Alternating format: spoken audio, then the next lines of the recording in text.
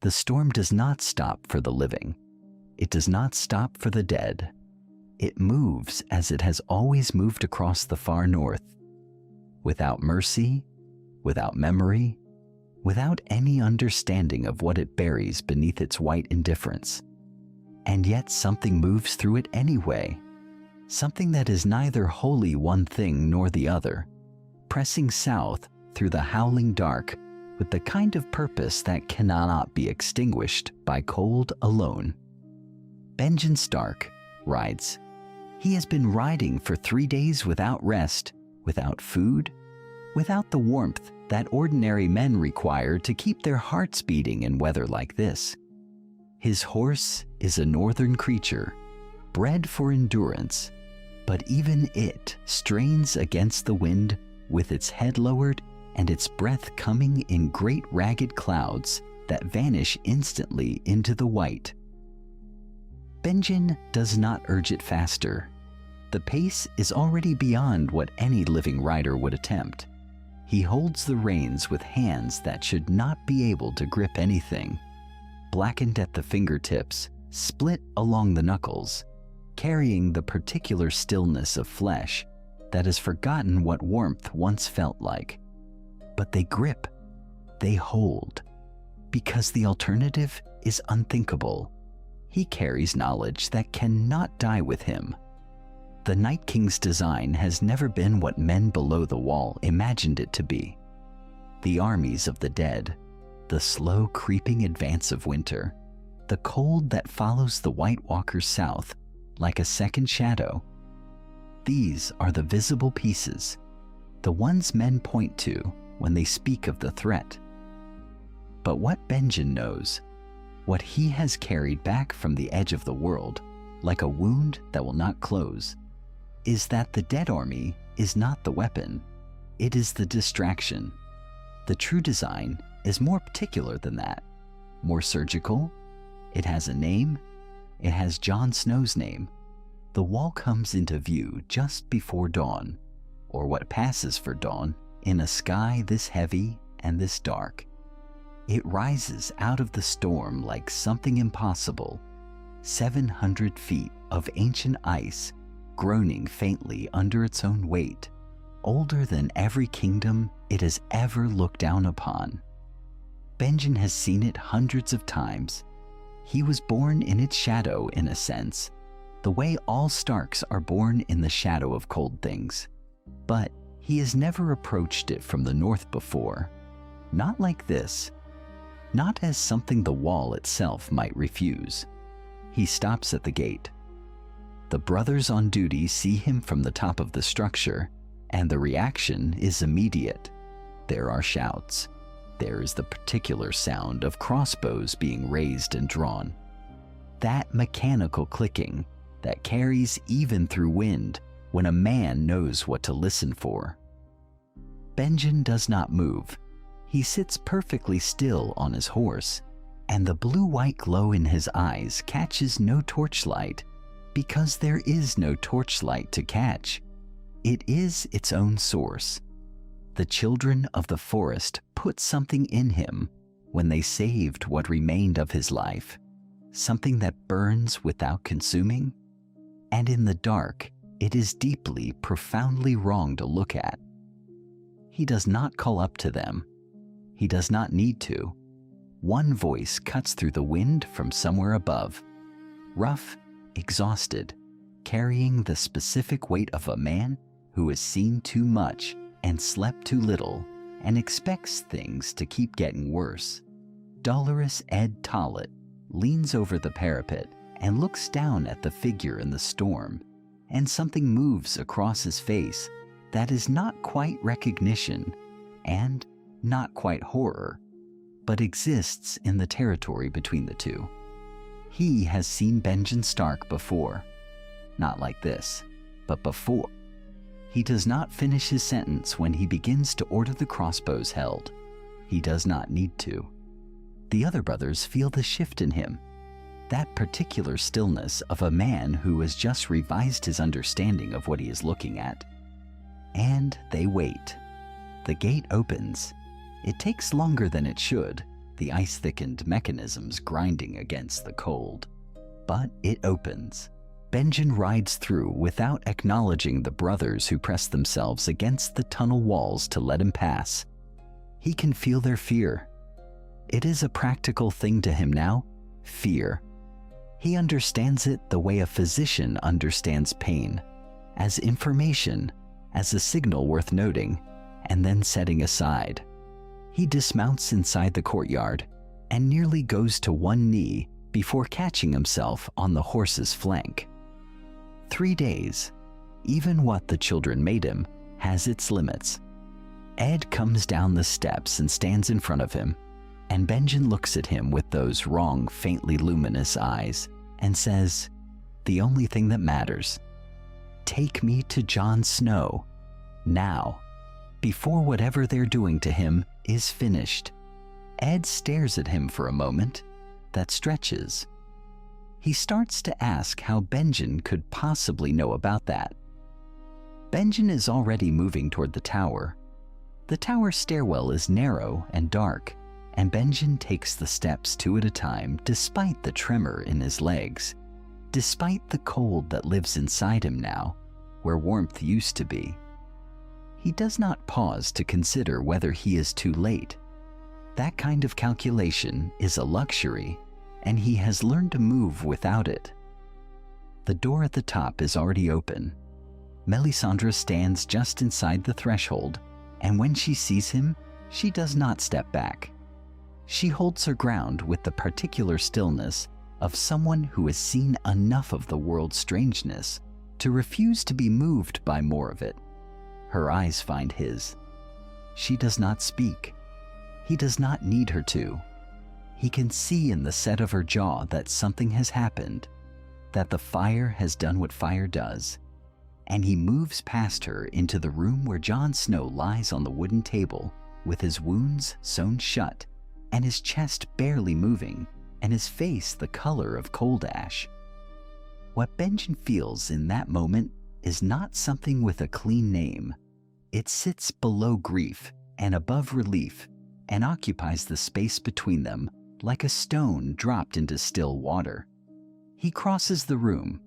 He stands over the boy, the man but always still, the boy in his memory. And he looks at him for 3 full seconds, which is the longest he has allowed himself to stop moving in 3 days.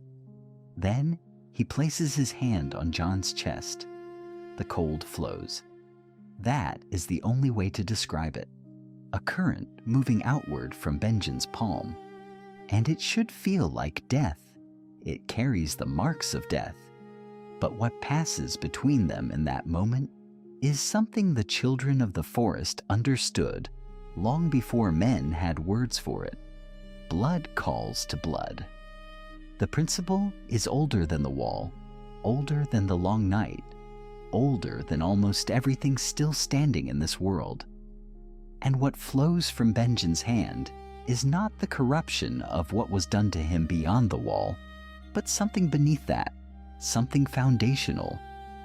The signal carried in the blood they share, the Stark current that runs cold and deep and does not break. A faint light moves through the seam of Jon's closed lips, silver, almost blue, the color of moonlight on snow. Melisandre makes a sound that is not quite a word. The light fades. Jon's chest rises, fully. A real breath, not the shallow fractured thing it had been, not the rattling half-resurrection that had been pulling him back to consciousness, like a drowning man surfacing without knowing which way is up. This breath is different. It has intention in it. It has arrival. His eyes open. The first thing Jon Snow sees is his uncle's face, and the face is wrong in ways that take a moment to catalog. The frost at the edges of the skin, the eyes that carry too much light for a living man, the hollows where there should be warmth. And yet, it is undeniably, completely Benjen. The shape of the jaw, the particular patience in the brow. Jon stares at him and does not speak because there is too much to say, and the body that was dead 12 hours ago has not yet remembered how language works. Benjen keeps his hand on Jon's chest. He says nothing. He understands that the reunion is happening in the silence first, and that words will only interrupt it. When Jon finally speaks, his voice is rough and low. He says his uncle's name the way you say a word you thought you had forgotten. Benjen. Like a question, like confirmation of something. And Benjen says, quietly, yes, and nothing else. They clear the room. Ed herds Melisandre out with a diplomacy that costs him something, and the door closes, and in the tower above the wall, it is only the two of them, the dead man and the half-dead man. And Benjen pulls a stool to the side of the table and sits, because his legs have decided they are done waiting for permission to rest. He tells Jon slowly. He takes no pleasure in it and wastes no words on softening it, because Jon does not need it softened. He needs it whole and true, every part of it, because half-truths are what got them all here, and Benjen is done with half-truths. He tells him about Lyanna. He tells him about Rhaegar. He tells him about the promise Ned carried all the way to a headsman's block in King's Landing, the promise that sealed itself with his blood on those stones, the promise that kept Jon safe at the cost of everything else. Jon listens without moving. His hands lie flat on the table at his sides. He is very still in the way that Starks get still when the world has just handed them something enormous, and they are deciding what shape to hold it in. Outside the door, Ed waits. Below, the Night's Watch waits. Beyond the wall, the cold grinds forward without waiting for anyone at all. He does not say it aloud. That is the first decision, and it is made before the stillness even breaks. Before his hands lift from the table, before he draws breath enough to fill a chest that suddenly feels both larger and heavier than it did an hour ago. The name stays inside him, pressed flat against his ribs like a stone wrapped in cloth. Jon Snow. He is still Jon Snow. He will remain Jon Snow until the world has need of something else, and the world does not yet know what it needs. He knows this the way a man knows a wound is serious before the pain fully arrives, with a cold clarity that is almost peaceful in its completeness. Benjen watches him make this decision in real time and says nothing. He has learned in the years beyond the wall and the long drifting months between living and dying that some knowledge must be held before it can be carried. Jon is holding it now. His jaw sets. His eyes do not change in color, but change in depth, as though something has relocated itself to a greater distance behind them, watching outward with new calculation. What if the weight of a name, unspoken, unacknowledged, pressed down beneath every conversation, is not a burden, but a form of armor? What if the silence itself becomes a kind of power? What if the thing you do not say reshapes every room you walk into without a single word being uttered? Jon walks into those rooms differently the next morning, not loudly, not with the performance of command that lesser men attempt, squaring their shoulders and raising their chins as though authority were a costume. It is subtler than that, and therefore more unsettling to those who sense it. Sir Alliser Thorne, who has spent years filing his contempt for Jon Snow into a finely honed instrument, notices something has changed and cannot name it, and the inability to name it troubles him more than contempt ever could. Thorne is a man who trusts what he can categorize. This slips the category. Melisandre notices most of all. She has been watching Jon since she arrived at the wall with the fires of her faith burning against the cold, and she has seen things in him that she could not yet fully read. embers of something vast and sleeping. But the morning after Benjen's return, she watches Jon cross the yard at Castle Black, and she goes very still in the way that people go still when prophecy stops being abstract and begins acquiring a face. She does not approach him immediately. This too is a calculation. She is a woman who has spent lifetimes learning the difference between the moment to speak and the moment to wait. And she waits. But her eyes do not leave him. And there is something in them that sits uncomfortably between reverence and a foyer she would not name to anyone, including herself.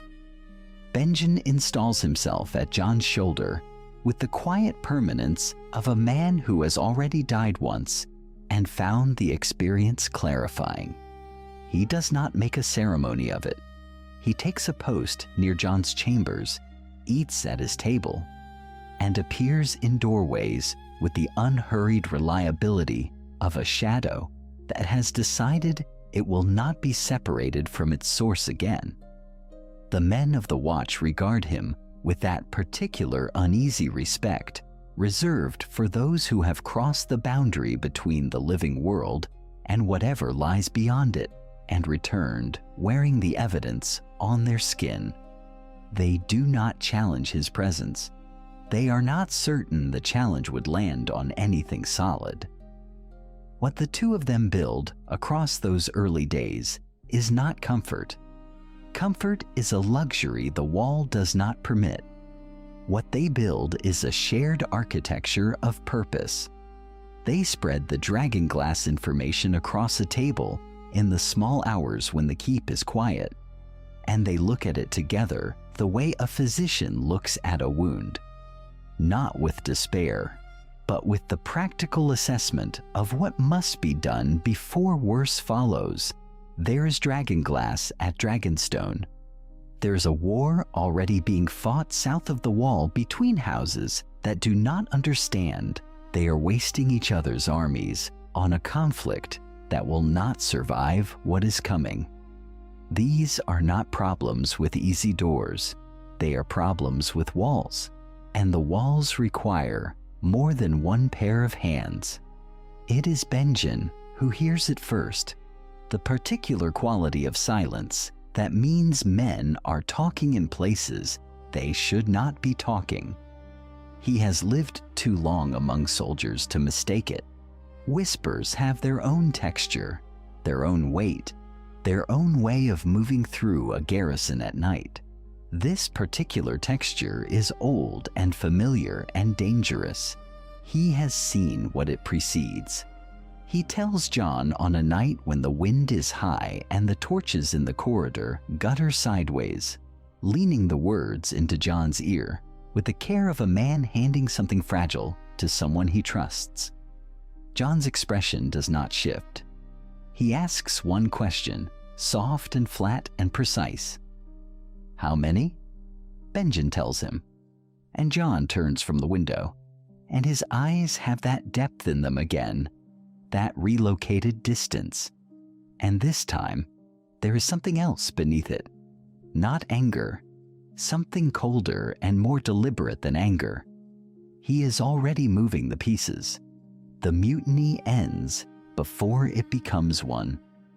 That is the thing worth understanding. Not the suppression itself, but the precision of it. The way Jon moves through the garrison in those cold pre-dawn hours with the quiet authority of a man who has already won a fight that has not yet been thrown. He does not rage. He does not make speeches. He names names calmly to men who believe themselves unnamed and watches the blood leave their faces in the torchlight. 3 men are confined. 2 are reassigned to posts so remote and wind-scoured they may as well be exiled. 1 sits with Jon for a long time in the solar, and when he leaves, his expression is that of a man who has been shown something he cannot unsee. The watch does not fall apart. It holds. And it holds partly because of Benjen. Because a dead man who still walks and speaks and knows the names of every officer in the garrison, is a particular kind of argument against sedition, one that cannot be answered with knives. What Benjen knows, he shares. What he has carried alone through years of cold and darkness and half-existence beyond the wall, he lays out across the table in the solar like a map drawn in lived experience rather than ink. The white armies do not move randomly. That is the first and most important thing. They move with intention, with pattern, with a terrible underlying logic that suggests something vast and patient behind them. Not blind force, but directed will. Benjen has tracked those movements across seasons, has learned to read the signs the way a huntsman reads a trail.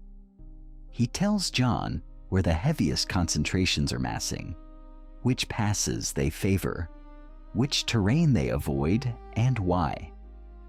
He tells Jon about the cold that moves ahead of them like a curtain, the particular way the air changes, the animals that flee before they can be seen. He gives Jon the language of something that has no language, and Jon absorbs it with the focus of a man constructing a fortress in his mind, one stone at a time. But the intelligence Benjen carries that reshapes everything, the detail that lands in the solar with the weight of a dropped blade, is this. The Night King is not simply coming. He is coming for Jon specifically, not to kill him, to turn him. Benjen has watched it long enough, read the patterns carefully enough to understand the distinction. Dragonglass and Valyrian steel are threats, but a turned Jon Snow, a creature with Jon's memories, Jon's loyalties, Jon's face, would be something else entirely. A weapon aimed at the living that the living would not immediately recognize as such. Benjen does not say this gently. He says it the way a surgeon makes a necessary cut, clean and direct, watching Jon's face for the flinch that does not come. Jon sits with it. He lets it settle into the foundation of everything he is calculating, and then he begins to build on top of it. The ravens go out the following morning. One goes north to Castle Black's ranging posts. Several go to lords whose loyalty is uncertain, but whose pride might be leveraged by the right appeal. And one goes south to Winterfell, to Sansa, measured and precise, not a plea but a statement of what is coming and what will be needed and what Jon intends to do regardless of who joins him. He tells her about Benjen. He expects doubt. He prepares for it. The preparation turns out to be unnecessary. The wildlings come first, as they always do, because Tormund Giantsbane has never needed convincing of what lies beyond the wall. He is already known. He comes into the solar and looks at Benjen with an expression that is equal parts recognition and reverence, and then he grips Jon's arm and says that the free folk will march when Jon marches, and not one breath before or after. There is no negotiation. There is no politics in it. There is only the blunt fact of commitment, offered without ceremony. The Northern Lords require more. They require what Northern Lords always require, proof and the right kind of fear. Benjen provides it without effort, because there is nothing more persuasive than a man who should be dead standing in your hall, calm and specific and utterly without performance. He does not tell them what they want to hear. He tells them what he has seen. He tells them what they will face when the wall comes down, if they are not ready. He tells them quietly that ready is still possible. That window, he says, is narrowing. And the lords look at each other across the great hall at Castle Black, and they hear in his voice the thing that no commander and no maester and no political alliance has ever quite managed to communicate. That this is not a war that will be won by whoever has the best claim, but by whoever is still standing when the dead stop coming. Jon trains at dawn and again at dusk. Benjen stands opposite him in the yard with the cold coming off him in soft waves. And he teaches in the way that only someone who has survived the learning can teach. Not theoretically, but bodily, with consequence built into every correction. He shows Jon how a white does not protect its flanks the way a living soldier does, how the cold in their joints slows the left side of the body a fraction of a breath before the right.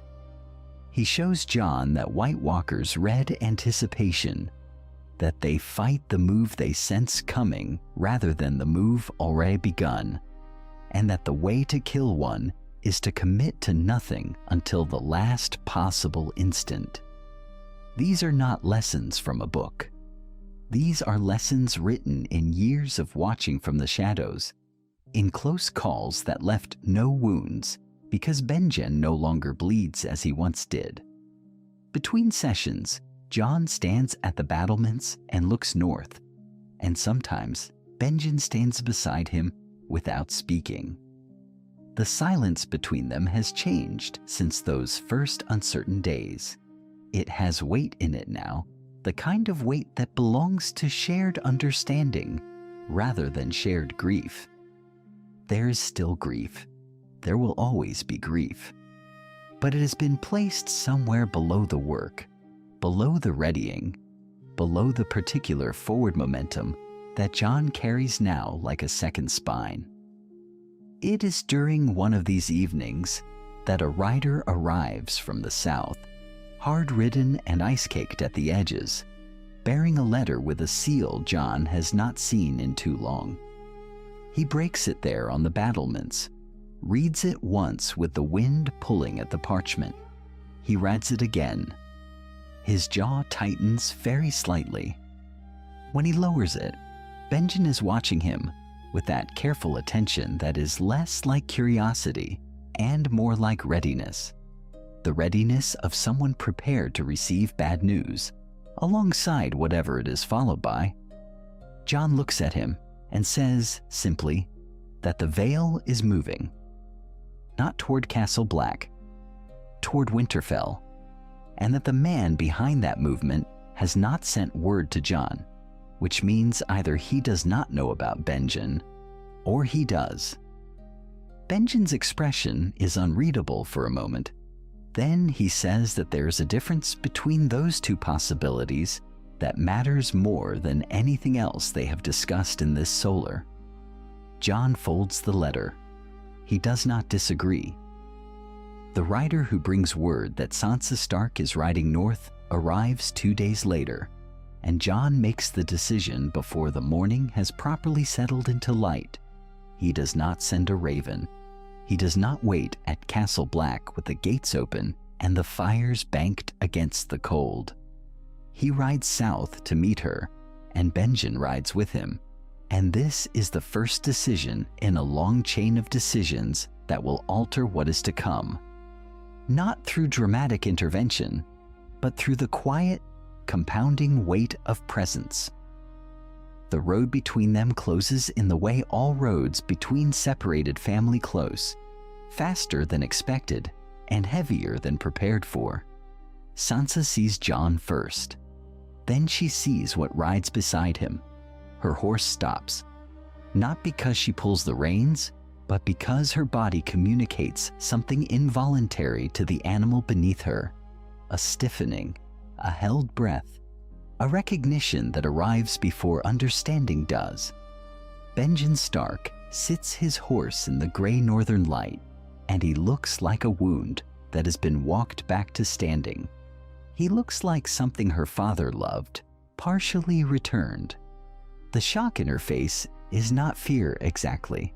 It is the particular devastation of grief being interrupted before it has finished its work. What does that moment cost her? What does it give her? Both, at once, in the same breath. Benjen does not rush to her. He lets her look. He understands what he represents to those who knew him before the wall, before the cold claimed what it claimed, and left behind whatever he is now. He has made peace with being difficult to behold. Sansa has not yet made peace with beholding him. And so there is a long moment in which no one speaks, and the wind moves through the space between the riders, and the trees stand at their silent attention along the road. Then Sansa says his name. Just his name. And Benjen says hers in return, and there is in his voice the particular gentleness of someone who knew her when she was small and knows that what she carries now is enormous. The tension between Jon and Sansa, the layered, complicated tension of two people who survived different horrors and arrived at different kinds of hardness, does not disappear in that moment. But it finds a different shape. Benjen becomes, without trying, the point to which they both orient. The way two travelers who have been walking slightly different paths will align themselves to the same fixed star when they notice it. They grieve through him. They remember Ned through him. They do not say this to each other, but they feel it moving between them like a current, and it loosens something that might otherwise have calcified. Ghost moves differently around Benjen than he moves around anyone else. This is noted. This matters. The direwolf does not fear the half-changed man who rides at Jon's side. He circles him steadily, with the deliberate attention of something that perceives others cannot access. Not a threat circle, not an investigative one, a guardian's pattern. As though Ghost has looked at Benjen and understood him in some register beyond the visible, and decided that what he sees there belongs on this side of a line rather than the other. Melisandre watches this from a distance the morning after the reunion, standing at the edge of the yard with her hands still at her sides, and her expression does the thing it does when she is assembling meaning from material others have not yet recognized as meaningful. She says nothing immediately. She turns and goes back inside, but she has filed it. The direwolf's circling, the careful orbits, the way Ghost's amber eyes track Benjen across the yard as though keeping something in place that might otherwise drift. What she believes the Lord of Light has placed here is not a soldier. It is a hinge. Benjen's knowledge of the territory north and south of Winterfell, his understanding of which keeps are genuinely loyal and which are hedging, his ability to move between networks that Jon cannot access without weeks of careful diplomacy. These are the tools that begin reshaping what approaches. The Battle of the Bastards, the confrontation that was always coming, does not dissolve.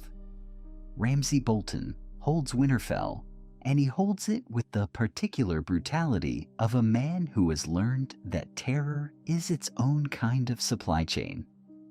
That does not change.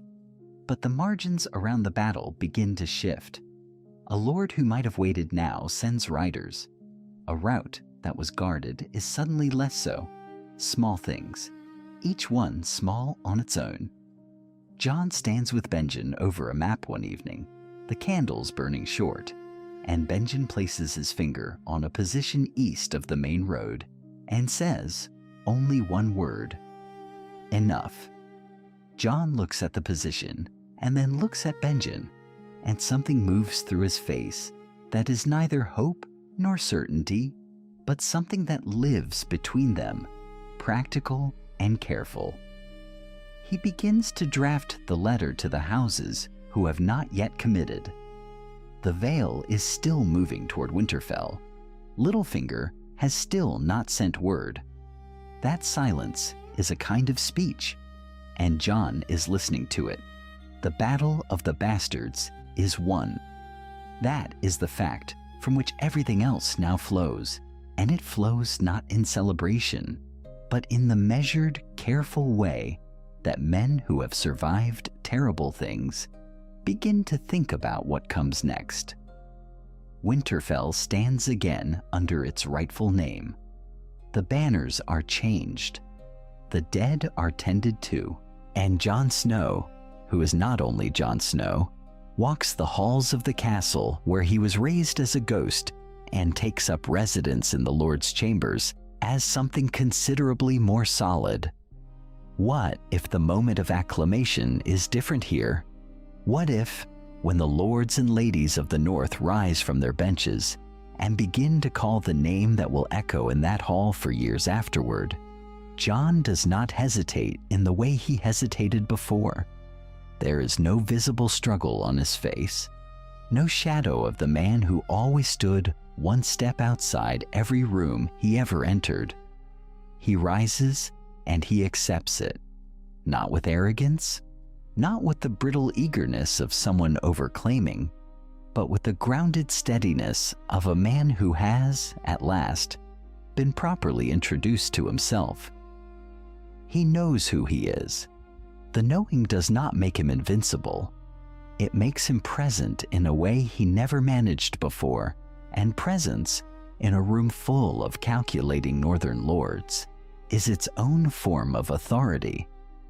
The chamber they give Benjen sits below the main keep, carved from the oldest stone in Winterfell, where the cold comes not as a visitor, but as a resident. The temperature there holds steady through every season, indifferent to fire and to summer alike, and it is in this cold that Benjen remains functional, remains himself, remains the particular blend of the man he was, and whatever the children's magic has made him since. He does not attend the Great Hall. He does not sit beside Jon at feasts or councils where his presence would invite questions that no answer could satisfactorily close.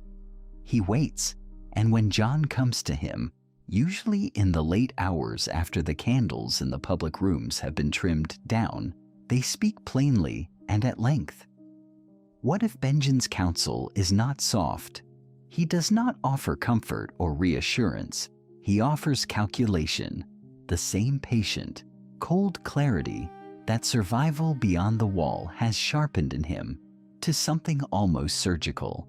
He tells Jon that the true war does not wait for the North to finish grieving its dead.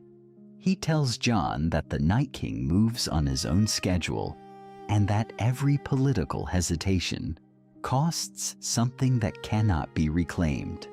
And he tells Jon something else, something that Jon already suspects, but has not yet shaped into a plan. There is a queen at Dragonstone with dragons, and with a claim that intersects with Jon's own in ways that most people in Westeros do not yet understand. Daenerys Targaryen. The name itself is a kind of weight. Jon turns it over carefully. He is aware of how supplication works, aware of how the posture of a lesser lord approaching a queen tends to collapse into something that surrenders more than it intends to. Benjen knows this too, and he says as much plainly, seated in the cold dark of his chamber, with his breath barely misting the air. He does not send a raven as a man asking for help. He sends it as something else, an equal, a correspondent, a man who shares blood with the dragon she rides, whether she knows it or not. The letter takes 3 nights to compose. Each draft that fails gets set aside rather than burned, because Jon reads his own mistakes as carefully as Benjen reads maps. What finally emerges is not a petition. It carries the tone of a lord writing to a lord, 2 people who share a problem vast enough to require both of them, and it carries something unusual, something Daenerys will not expect from a northern lord she has never met. It carries knowledge, specific, precise knowledge about the nature of dragons, about the history of Valyria, about bloodlines and their relationship to fire that no northern lord should possess unless someone taught him carefully and from direct experience. Benjen provided every word of that knowledge. He provided it without sentiment, without explaining how he came to hold it, and the letter does not explain either. It simply demonstrates it, quietly, in the way that competence tends to announce itself without announcement. The raven leaves Winterfell before dawn on a morning when frost has sealed the windows of the high towers. Jon watches it go from the battlements, and he does not watch it the way a man watches something leave that he is uncertain of.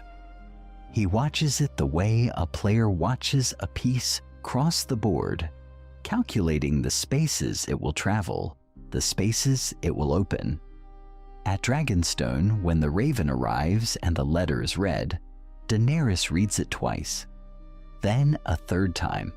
She sets it down on the table in the war room where her advisors are waiting, and she does not immediately share its contents with any of them. She picks it up again. There is something in the phrasing she cannot quite place, something that sits between familiarity and challenge, and she finds, against her expectation, that she is intrigued rather than offended. She calls for a quill. She calls for a quill, and the letter she writes back is shorter than the one she received. That is itself a statement. Brevity, in the language of power, can be either dismissal or invitation, and the word she chooses to close with is not command, but request. Come, a single word. She does not explain what she means by it. She does not need to.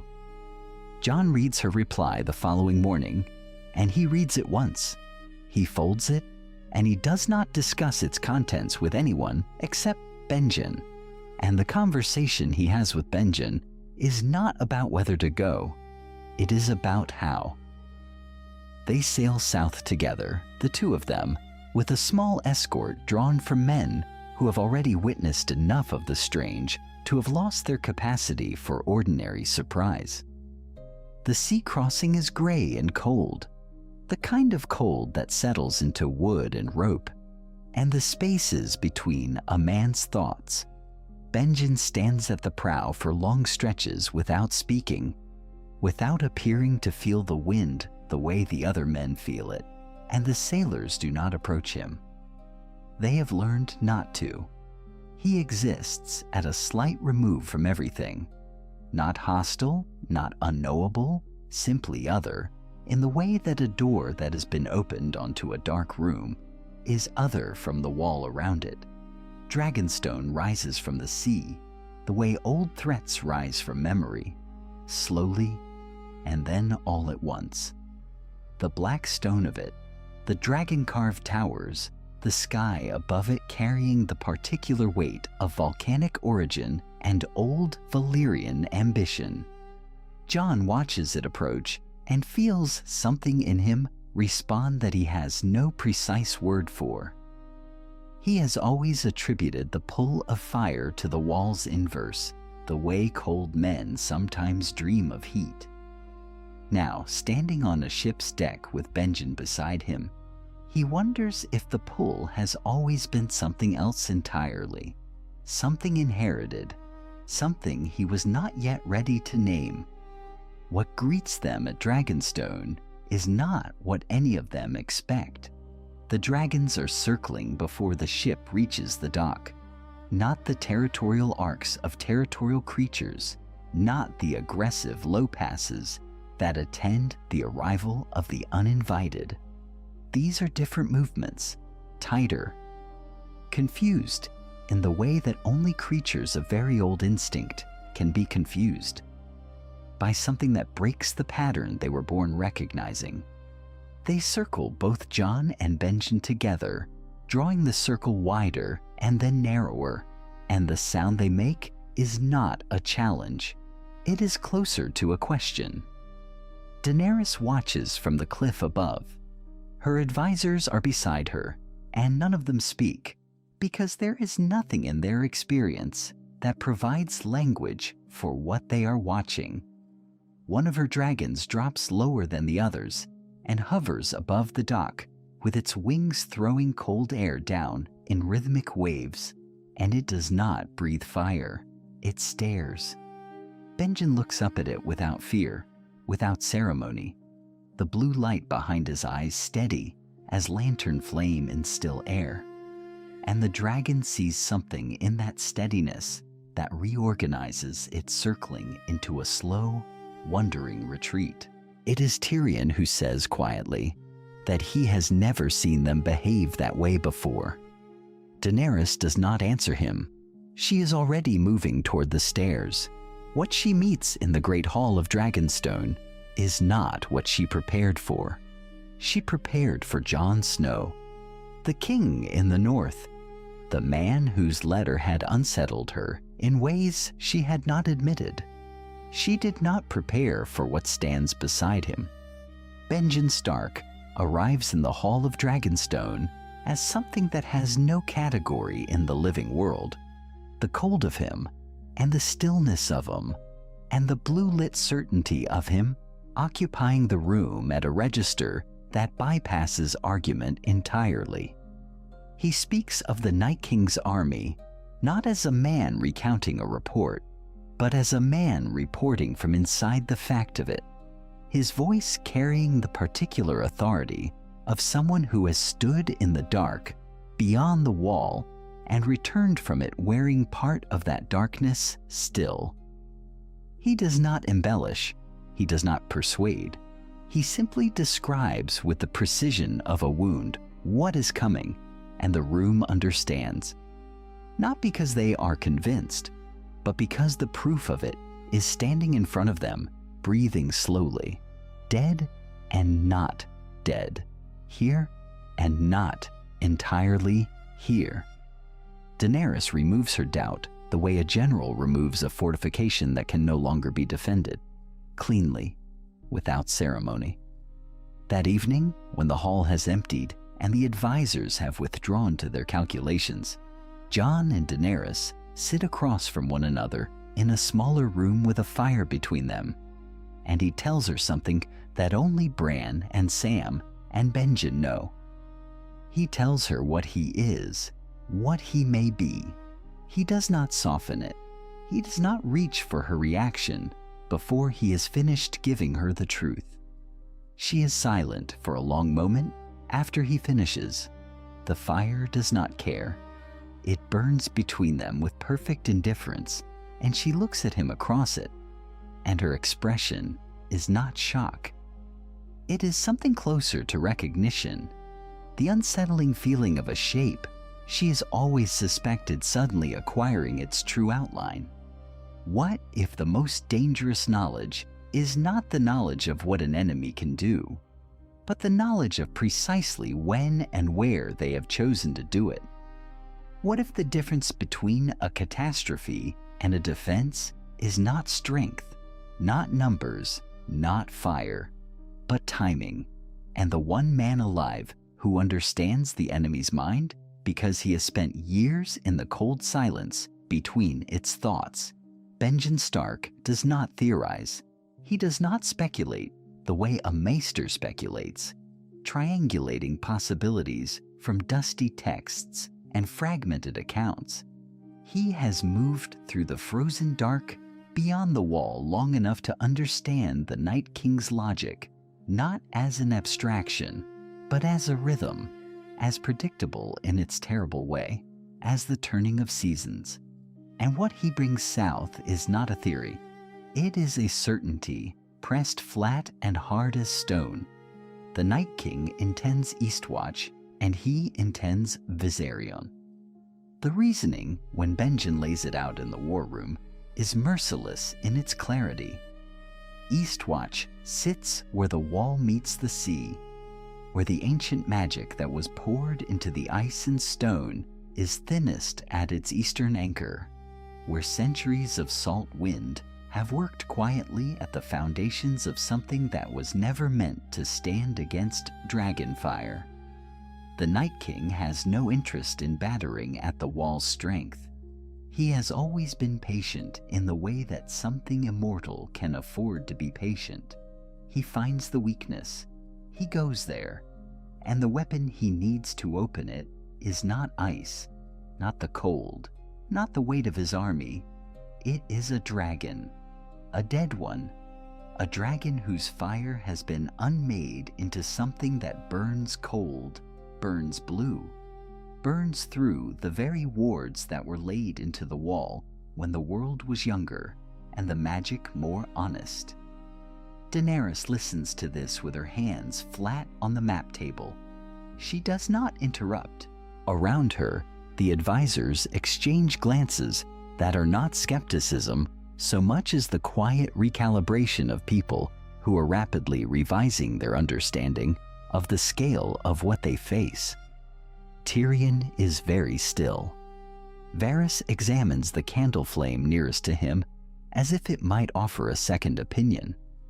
Jon watches his aunt's face and sees the moment she makes the decision that matters most, not whether to believe Benjen, but whether to keep her dragons south of the wall. She keeps them south. This is the pivot on which everything else turns. In another world, the expedition goes north. In another world, the dragons fly beyond the wall in desperate rescue, and the Night King waits at the lake with a chain that was never improvised but always prepared. And one dragon comes home changed, comes home dead and not dead, and the wall falls in a single night of blue fire. In this world, that expedition never assembles. There is no need. They already know where the army of the dead is massing. They already know what is coming and through which gate. The knowledge Benjen carries in his bones, bought with years of half-existence in the frozen dark, is worth more than any mission could have returned, because it makes the mission unnecessary. The preparation of Eastwatch takes weeks. Dragonglass weapons move north in quantities that would have seemed impossible a year before, and the northern forces who have learned to use them train the garrison in the cold wind off the sea with a seriousness that permits no shortcuts. The unsullied work alongside wildlings who know this cold in their marrow, and the mutual distrust between them is slower to resolve than anyone would like. But it resolves because the alternative is something none of them have words for. Drogon and Rhaegal are not brought forward carelessly. Daenerys holds them back from the wall itself, positioned south and east, ready to rise, but not visible to whatever scouts or wraiths the Night King might send ahead. The element of his surprise is surrendered the moment he reaches Eastwatch and finds defenders who expected him. The Night King, whatever he is, understands the change in the air the moment his vanguard meets coordinated resistance, rather than panic. There is something almost like stillness in him at that moment, a pause that those who survive will later describe not as hesitation, but as recalculation. He has been patient before. He is patient again. The battle at Eastwatch does not end the war. It was never going to end the war in a single night of fire and dragonglass, and anyone who believed otherwise was not listening carefully to what Benjen described.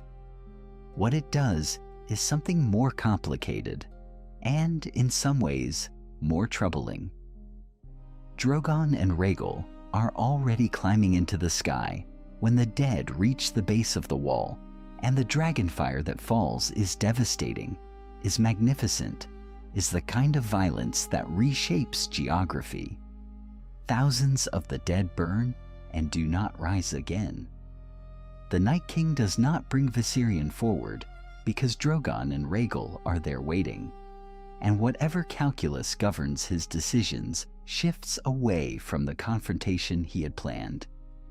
But the wall is already cracking, not from dragonfire, from something older, something that the fighting itself disturbs, the way a vast noise can shatter glass that is already fractured at its heart. The ancient magic is not broken, but it is no longer whole. Long fissures spread through the ice at Eastwatch's eastern flank, and those who study such things understand that the protections laid into the wall are like a weave. Cut enough threads, and the pattern fails, even without the final blow. The Night King withdraws, and the withdrawal is not defeat. It is the movement of a piece to a different square. He will not come through Eastwatch now. The question that settles over the War Council in the cold hours after the battle, as the smoke still rises from the frozen ground north of the wall, is where he will come instead, and whether the cracks already spreading through Eastwatch's magic will slowly bleed the wall's power regardless of where the next assault falls. Benjen stands at the top of the wall in the gray morning after, looking north. Jon stands beside him. Neither of them speaks for a long moment. Below, the living count their dead and their living, and the dragons circle in the pale sky overhead, and the world feels very briefly like it has exhaled. Then Benjen says, quietly, that the Night King will go around, that he has known two ways through since long before the wall was raised, and Jon asks him what the second way is, and Benjen turns to look at him with an expression that belongs to someone who has been carrying a particular weight for a very long time and is only now deciding whether to set it down. The second way is not through stone or ice or ancient magic. It is through the earth itself, through passes so old that the men who first walked them have no names in any living tongue, routes that wind beneath the frost fangs and emerge in the deep haunted forest like roots breaking soil, forgotten by the Night's Watch, because the Night's Watch never had the numbers to watch everything, and the Night King has waited long enough that forgotten is precisely what he needed them to be. Benjen knows this because he has walked those passes in the dark. He has walked everything in the dark. And so what shifts in the days after Eastwatch holds is not merely the direction of the army of the dead, it is the nature of the war itself. The long night comes not as a single blow, but as a slow exhalation of cold, a darkening that moves south degree by degree, hour by hour, until the light at noon looks like the light of dusk, and the light of dusk is indistinguishable from the absence of any light at all.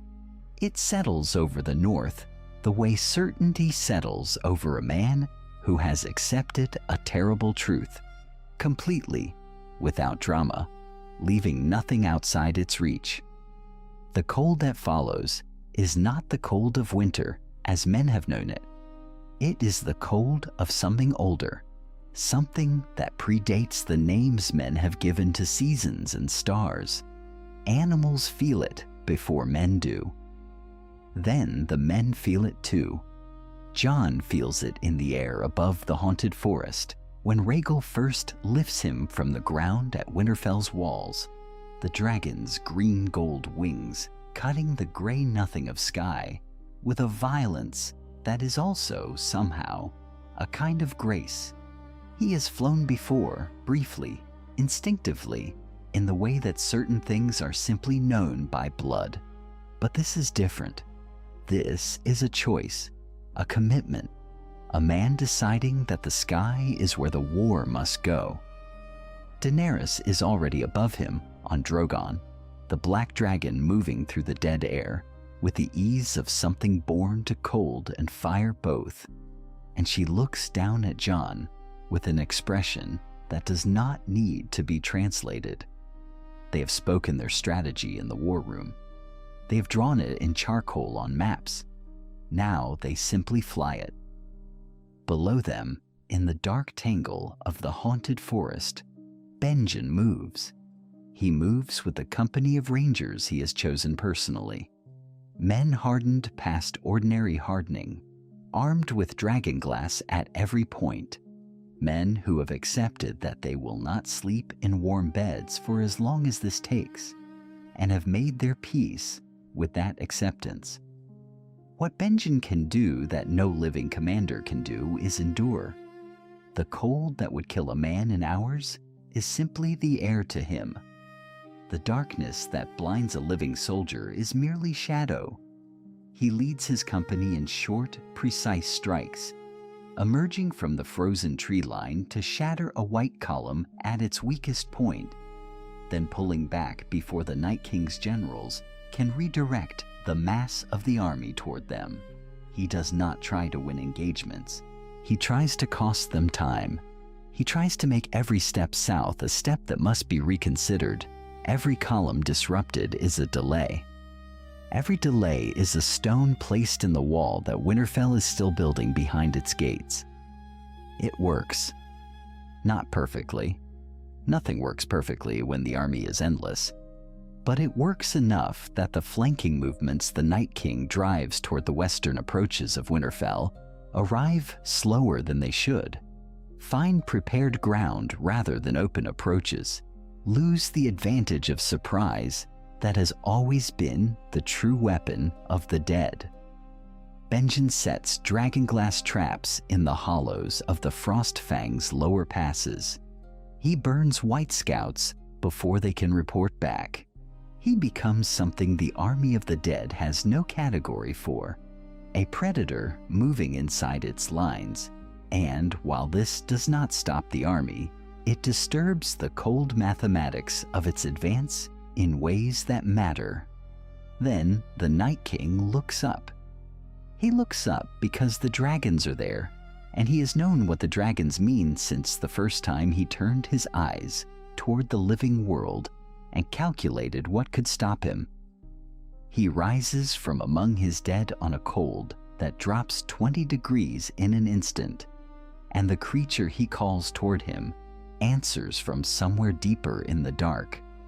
And what comes is not merely cold, it is the answer to fire, the thing that was made specifically to balance what Valyria created, an unmaking waiting in ice and silence for precisely this moment.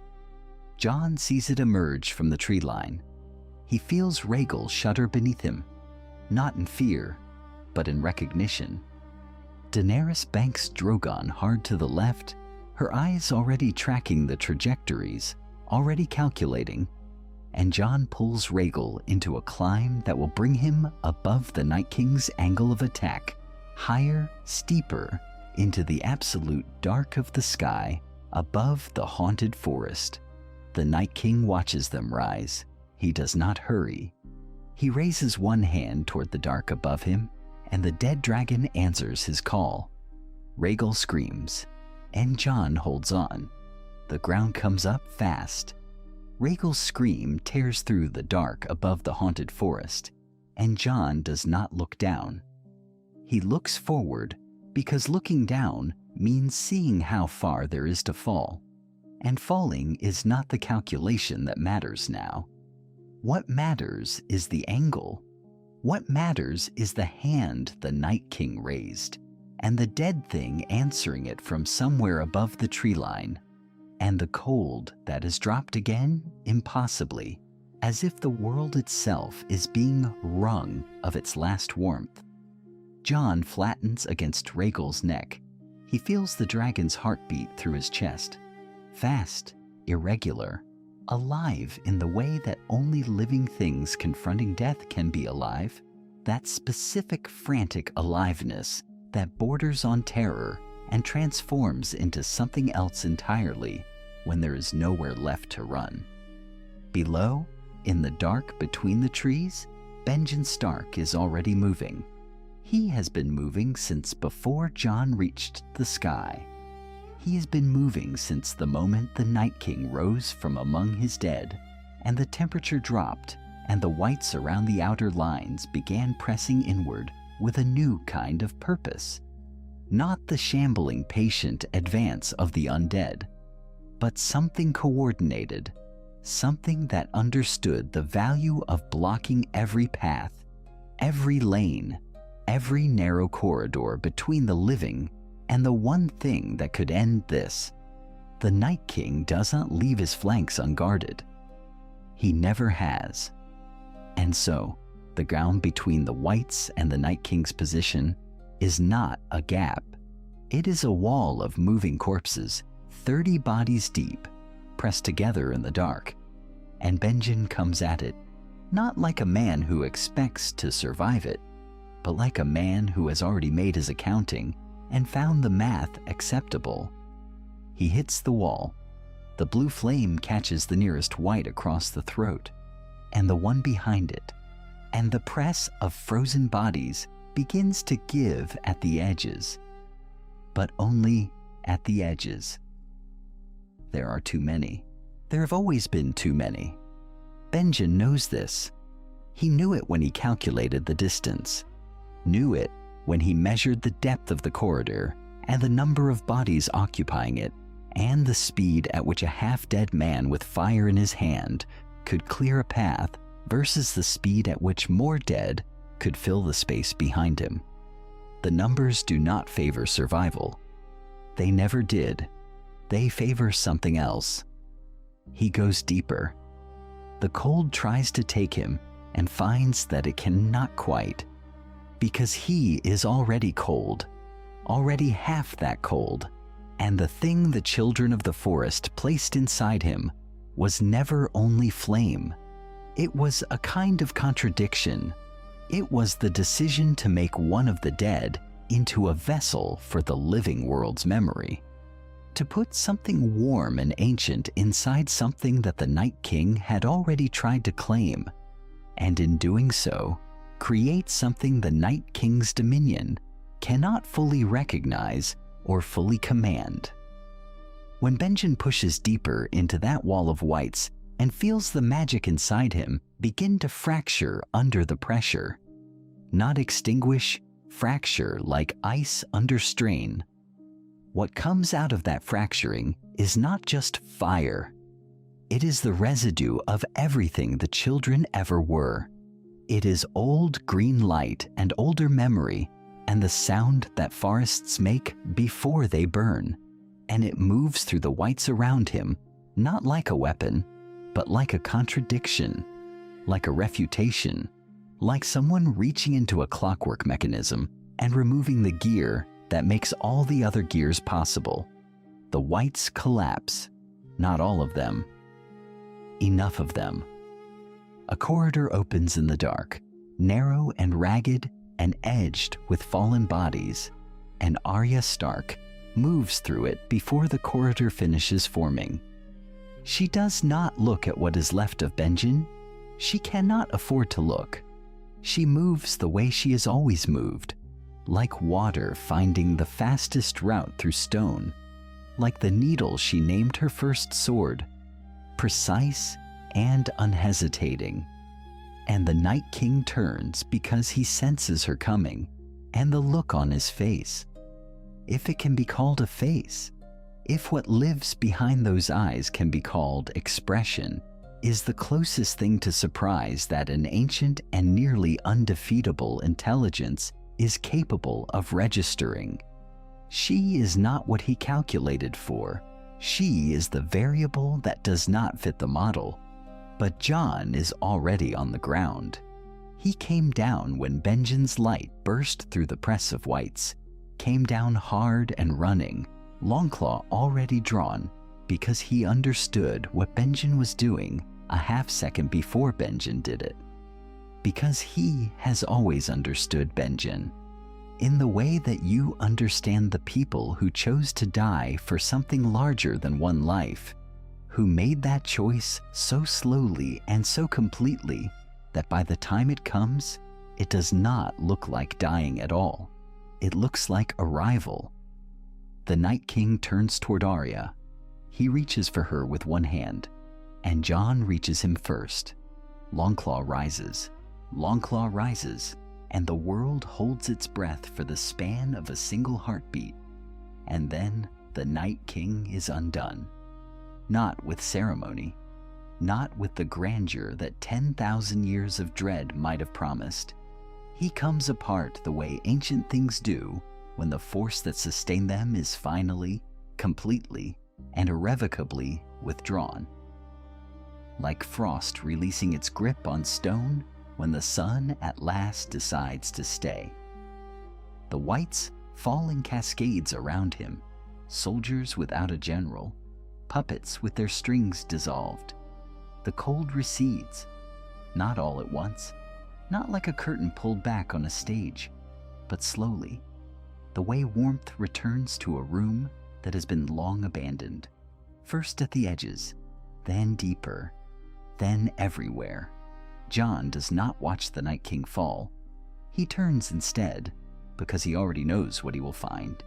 He turns and finds his uncle. What is left of Benjen Stark stands amid the settling ruin of the battlefield, and the blue has already begun to fade from him.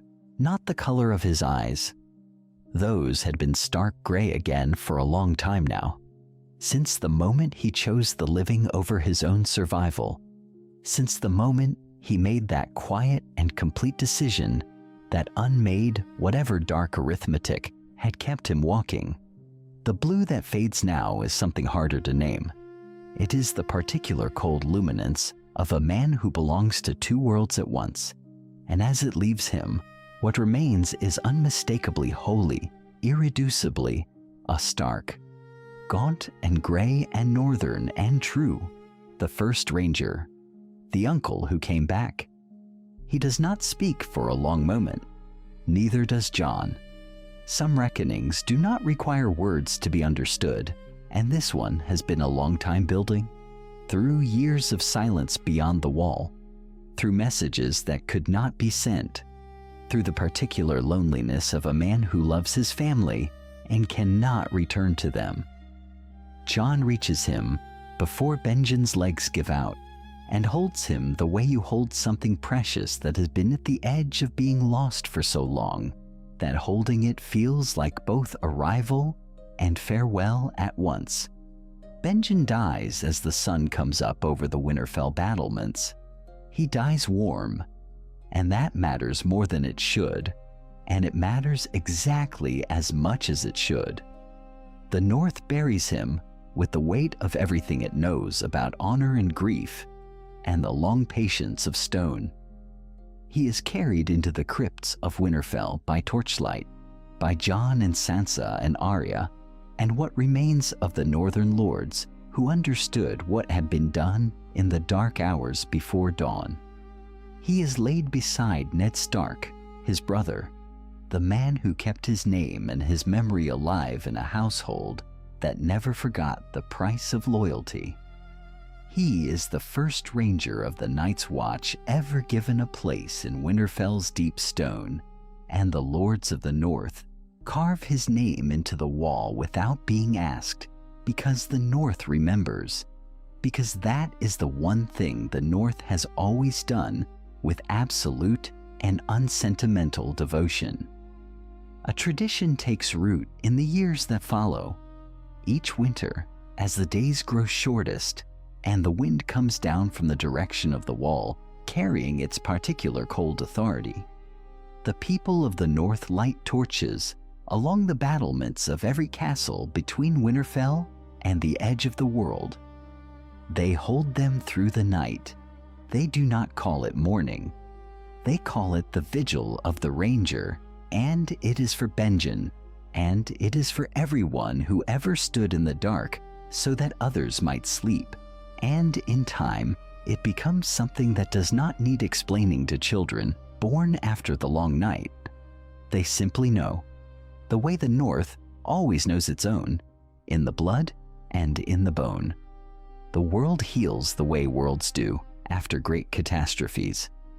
Slowly, imperfectly, with long stretches of ordinary difficulty between the moments of grace. Jon and Daenerys carry what they have earned into a peace that neither of them expected to live to build. The realm is not remade into something perfect. It is remade into something that endures. And on a morning in early spring, when the light is still thin and pale and honest, Jon Snow stands on the highest battlement of Winterfell and watches the funeral torch burn low in the castle yard below, where it was lit the night before and kept alive through the dark by hands he trusts. ghost sits beside him, warm and solid and white as new snow, alive against every reasonable expectation. And the direwolf leans his great head briefly against Jon's hand in the way that animals do when they understand that something has been concluded. Jon watches the flame. He does not think of crowns or thrones or the tangled genealogies that once threatened to swallow him whole. He thinks of a man on horseback, arriving out of the dark beyond the wall, arriving not as a ghost and not as a warning, but as something far more rare, as a choice freely made, returned at last to where it began. The torch burns down to ember, and the ember holds its warmth against the cold morning air, and the world, changed and scarred and stubbornly alive, turns quietly toward the light.